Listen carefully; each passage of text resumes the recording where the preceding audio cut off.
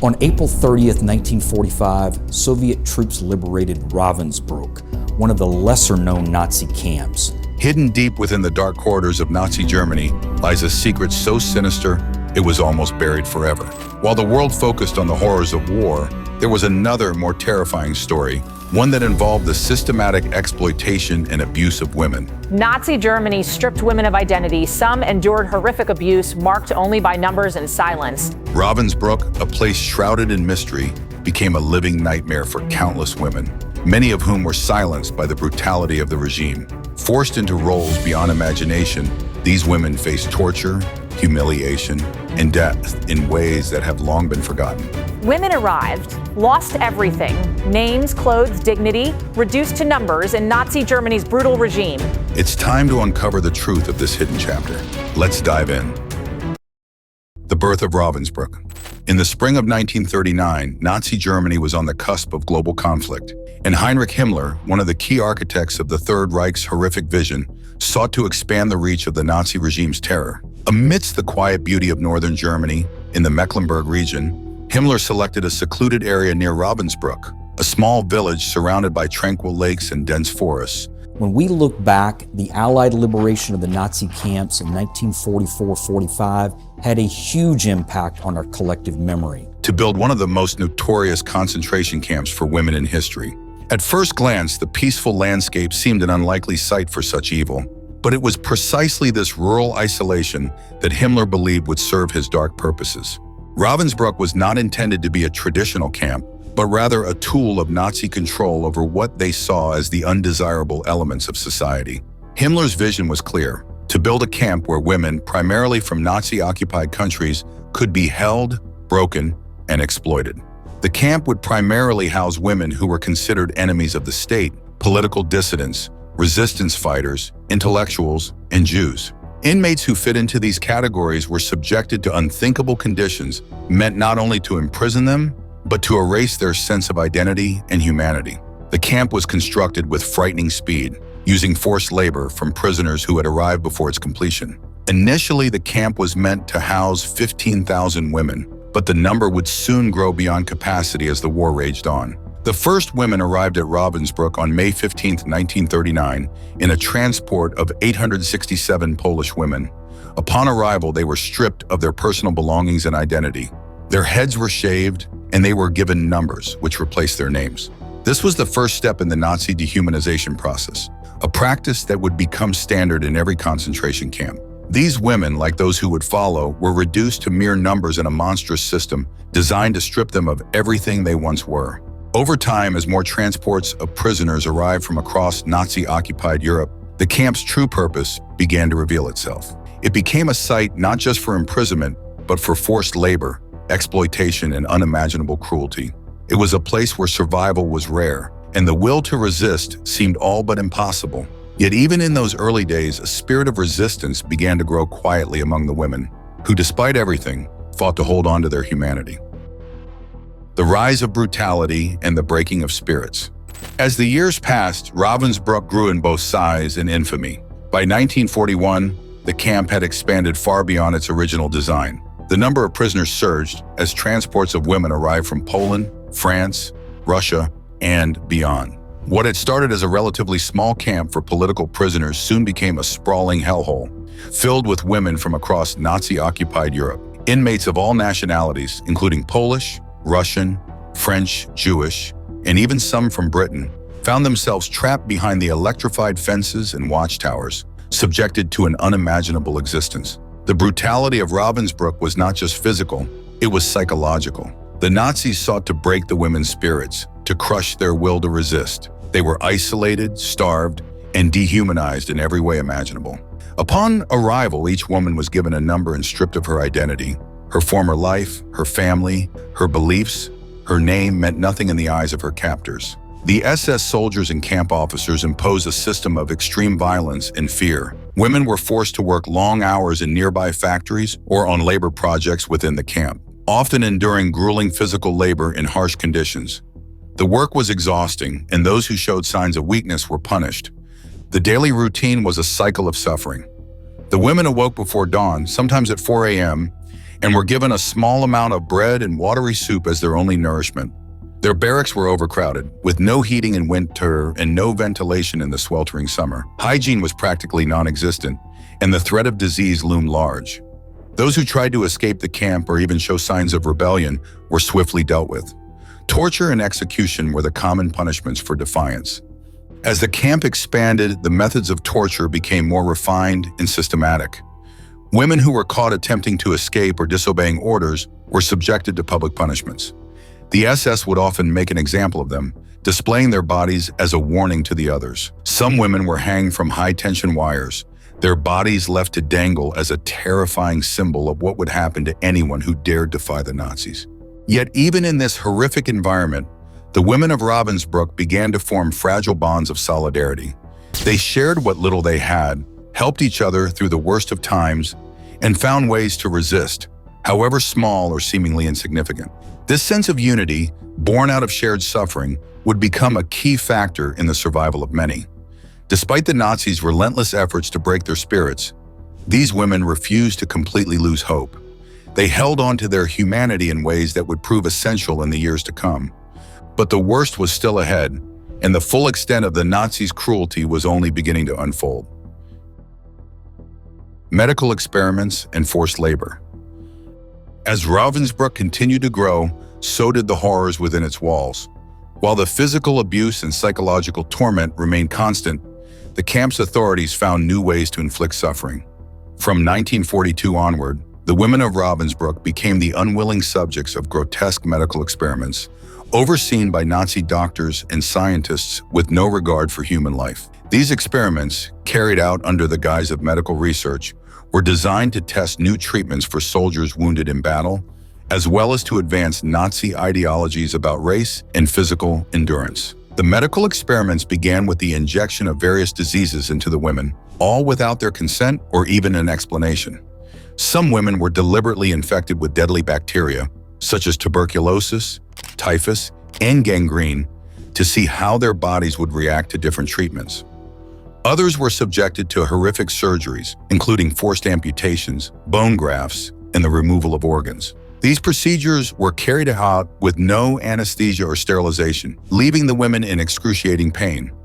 Some were forced to endure the breaking and resetting of bones, while others had their wounds deliberately infected to test the effectiveness of sulfonamides, a class of drugs.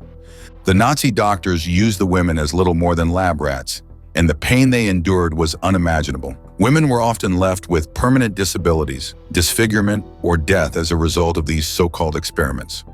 Their lives were sacrificed for what the Nazis claimed were advancements in medical science, though in reality these experiments served no medical purpose beyond furthering the regime's twisted ideals. Women were never informed about the nature of the experiments, nor were they given any form of medical treatment afterward. Many died from the procedures, their suffering ignored by the authorities who saw them as nothing more than expendable. In addition to the medical experiments, the women of Ravensbrück were subjected to forced labor. They were made to work long hours in nearby factories, producing weapons, radios, and other goods for the German war machine. The work was grueling and often dangerous, and many women died from exhaustion, malnutrition, or accidents. The women had to work in harsh conditions, without proper clothing or protection, and were given little food to sustain them. The heavy labor left them physically broken, but even worse was the psychological toll. The Nazis sought not only to crush their bodies, but to break their spirits completely. Despite the unrelenting cruelty, small acts of defiance continued to emerge. The women found ways to sabotage the work they were given, secretly passing information to the resistance, and sharing small comforts to maintain a sense of humanity. Yet the true horror of Ravensbrück lay in the systematic nature of the camp's abuse. It was a place designed to strip every ounce of dignity from its prisoners, to reduce them to nothing more than tools of war. And as the years went on, the camp's horrors only deepened. The medical experiments were just one chapter in the camp's ongoing nightmare, and they would soon be followed by even more horrifying measures of control and punishment. The worst was yet to come. The execution program, T4 and 14F13.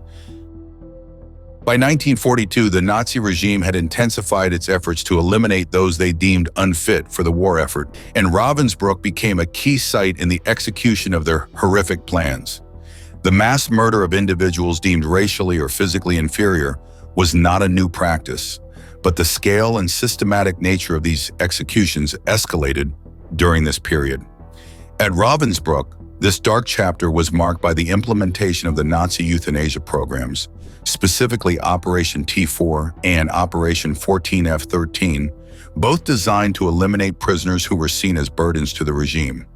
Operation T4 had begun earlier in 1939 as a means to exterminate the mentally and physically disabled in Nazi-occupied Europe. However, by 1942, it had expanded into the concentration camps, where women, particularly those with disabilities, were targeted for systematic execution. Women in Ravensbrück who were deemed incapable of work, including those suffering from illness, mental disabilities, or exhaustion, were selected for transport to other locations for their execution. They were told they were being transferred to other camps, but in reality, these transports were death marches to the gas chambers. The first of these transports left Ravensbrück in February 1942, carrying hundreds of women, many of whom had no idea what awaited them. These women were often told that they would receive medical treatment at their new destinations. Nazi Germany stripped women of identity. Some endured horrific abuse marked only by numbers and silence. But instead, they were led to gas chambers disguised as showers. Their bodies were then burned in crematoria as the Nazis sought to conceal their crimes.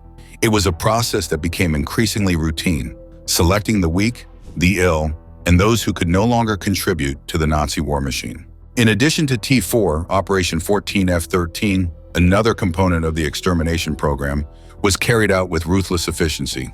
This operation targeted those individuals within the camp who were considered racially inferior or useless for the Nazis' goals. These women were selected and then sent to the gas chambers, often without any prior warning. The bodies of those murdered were incinerated, their deaths concealed behind a wall of secrecy and lies. The women who were selected for these programs were often the most vulnerable in the camp, those who were already physically weakened by hunger, exhaustion, or disease of Earthoian. They were the ones who could no longer contribute to the Nazi industrial efforts or were seen as dispensable. But to the women who remained, these executions marked another brutal facet of life in Ravensbrück. The sight of their fellow prisoners being chosen for death was a constant reminder that survival was an impossible game of chance. For the women who survived these early purges, the death transports became a part of daily horror. It was not just physical torment they faced, but the ever-present fear of being chosen next. Ravensbrück was not just a prison, it was a place where death was a looming shadow, where life was measured by survival against unspeakable odds. Yet, even as the death toll mounted, the women of Ravensbrück refused to fully surrender to despair. Their resistance continued, not just in defiance of the Nazis, but in the courage they found to survive one more day. Now first, like always, be sure to hit the like button down below. It helps us out tremendously with the reach of this video. Thank you. The camp's expansion and living conditions. As the war raged on, the conditions in Ravensbrück worsened. The camp, which had initially been constructed to hold around 15,000 women, now became a sprawling prison, holding tens of thousands. Overcrowding became a constant problem, and the influx of prisoners, many of whom were women from Poland, France, the Soviet Union, and other occupied countries, further strained the already horrific conditions. By 1944, the number of prisoners exceeded 30,000, and during the cold winter months, the population swelled to an unmanageable 42,000. The camp, originally designed to hold only a fraction of that number, was stretched to its breaking point. The overcrowding contributed to the breakdown of any semblance of order or hygiene. The barracks, already basic and poorly constructed, were now packed to the brim with women, often forced to sleep on the floor, side by side with no space to move. The barracks were cold and drafty in the winter, and there was no proper heating. The sweltering heat of summer provided no relief either, as the overcrowding made it unbearable for the women to breathe. There was little ventilation, and the stench of sweat, human waste, and decay permeated the air. The sanitary conditions were equally abysmal. With so many women crammed into such a small space, diseases spread rapidly. Typhus, tuberculosis, and dysentery ran rampant. The SS did nothing to address the outbreak of illness, further condemning the women to slow, painful deaths. The meager food rations were insufficient to sustain such a large population, and starvation became a daily reality. The women were given only small portions of watery soup, a few scraps of bread, and occasionally a few potatoes or a sliver of sausage. Some days the only nourishment they received was a thin, flavorless broth, barely enough to keep them alive. Despite the physical torment, the emotional toll was just as severe. Each day began at the crack of dawn, with the women being forced out of their barracks for roll call, sometimes standing in the cold for hours. The SS guards, their faces expressionless and cold, would count the women and make sure there were no escapes. Those who were found to be missing were brutally punished, and the rest were forced to endure the terror of their daily existence. Yet, even in these impossible conditions, the women of Ravensbrück found ways to survive. They formed underground networks of resistance, helping one another when possible, sharing what little they had and protecting each other from the worst of the torment. The Nazis had intended to destroy the spirit of these women, but the bonds they forged in their suffering would prove to be unbreakable. Despite the nightmare of overcrowding, starvation, and disease, the women of Ravensbrück refused to be destroyed. Every day they endured was a silent act of resistance, a testament to their will to survive against all odds. But the horrors that awaited them were far from over. Torture, punishments, and brutality. The brutality at Ravensbrück was relentless, and the SS guards were notorious for their sadistic treatment of the prisoners. Each day, the women were subjected to cruelty and terror designed to break their spirits, crush any hope, and reduce them to mere shells of their former selves. The camp authorities employed a range of torture and punishments, where even the smallest infraction, be it attempting to escape, showing signs of rebellion, or simply trying to retain a sense of dignity, was met with swift and merciless retribution. One of the most common forms of punishment was public humiliation and physical violence. Any woman suspected of disobeying orders or attempting to escape was subjected to severe beatings. The SS officers would drag these women to the camp's penal block, an isolated area within the camp where they were tortured in front of their fellow prisoners. These punishments were meant not only to break the individual being punished, but to serve as a public warning to others, ensuring the fear of retribution lingered in the air. The beatings were brutal. Women were often struck with wooden clubs. Nazi soldiers in a World War II concentration camp are brutally beating female prisoners with the women, dressed in torn and dirty clothes, are crying out in pain and fear. Their bones bruised and broken, their bodies left in agony. In some cases, women who were accused of even minor infractions were subjected to more elaborate forms of torture. Women were forced to stand for hours in one position, their legs swelling with the strain, or were locked in cramped cells with no ventilation, where the air grew thick with the stench of sweat, waste, and despair. Others were left exposed to the elements, forced to stand outside in cold or blazing heat, enduring further suffering with no relief. Yet, the SS could break the human spirit that was most terrifying. Women who tried to maintain any sense of independence or self-worth were singled out for particularly vicious treatment. They were often deprived of food and water, left to suffer until they were too weak to resist. In cases of attempted escape, the consequences were even more severe. Women were executed in front of their fellow prisoners to set an example, and those who survived the escape attempts often faced brutal punishment. Some were hung publicly from high-tension wires, their bodies left to dangle as a gruesome display of the price of disobedience. Others were sent to the gas chambers, their fate sealed by their act of resistance. Despite the inhuman conditions, the women of Ravensbrück found small ways to resist. They shared food when possible, helped each other survive, and communicated through subtle acts of defiance. These small acts of rebellion were a testament to their unbreakable will. But the physical and psychological toll was immense. The SS's cruelty was relentless, yet the strength of the prisoners and their ability to hold on to their humanity in the face of unimaginable brutality remained a silent form of resistance against the Nazi regime. The last days of Ravensbrück, 1944 to 1945. As the war neared its end, the already dire conditions at Ravensbrück worsened. With the Allies advancing from the west and the Soviet forces closing in from the east, the Nazis became desperate to eliminate any traces of their crimes. The camp's remaining prisoners, already weakened by years of torture, forced labor, and starvation, faced an even darker fate as the SS worked to erase all evidence of the atrocities committed within its walls. The women in Ravensbrück, who had lived in constant fear of death, now had to endure the brutal final measures of the Nazis' plan. The SS began evacuating the camp, sending large groups of women on death marches to other camps. These marches were grueling and deadly, with no food or water provided. Women, too weak to continue, were shot on the spot, while others died from exhaustion, starvation, or illness. The brutal winter conditions only compounded the suffering. For those who remained behind, the SS began to dismantle parts of the camp, burning records and evidence of the crimes. Medical experiments continued, and the women were forced into increasingly inhumane labor, even as their strength ebbed away. Meanwhile, the Nazis worked to move prisoners to new extermination centers. But as the Soviets drew closer, the final curtain fell.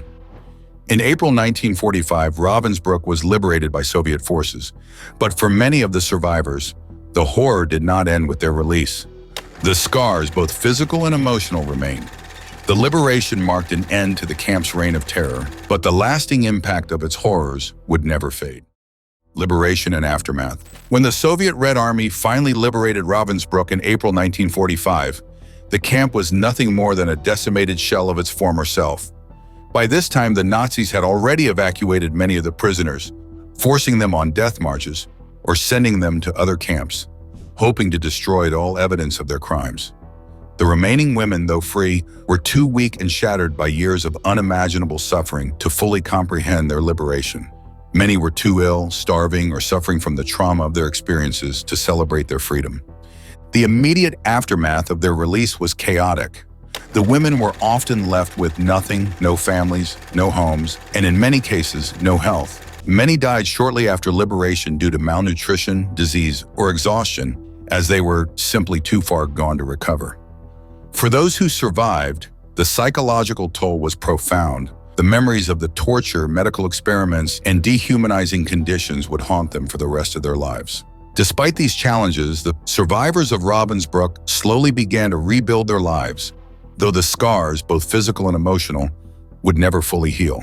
They formed communities to support one another, shared their stories, and dedicated themselves to ensuring that the horrors of the camp would never be forgotten. Ravensbrück's liberation marked the beginning of healing, but also the end of an era of unimaginable pain. Commemoration and legacy. Following the liberation of Ravensbrück, survivors dedicated themselves to preserving the camp's dark history. In 1959, a memorial was established at the site to honor the victims, and a museum was created to educate future generations about the atrocities committed there. This memorial serves as a solemn reminder of the suffering and death that occurred within the camp's walls, and the stories of the women who endured it continue to resonate today.